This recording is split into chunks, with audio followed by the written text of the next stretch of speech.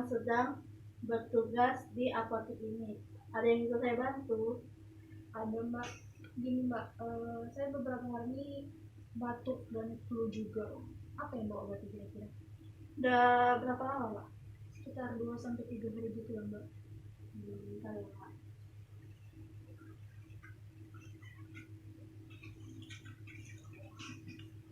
Nih Mbak, ini obat batuknya, ini obat flu-nya. Bagaimana ya Mbak cara minumnya? Ini obat batuk ya.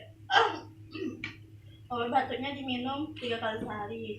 Sini udah ada takarannya Mbak, udah ada sendok takarnya. Ini juga untuk flu-nya 3 kali sehari juga.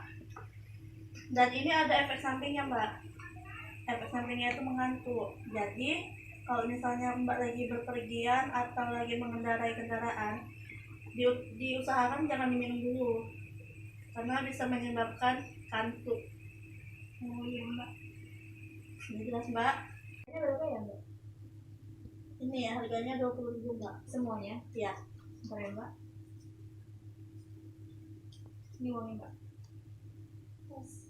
Semoga cepat sembuh ya Mbak.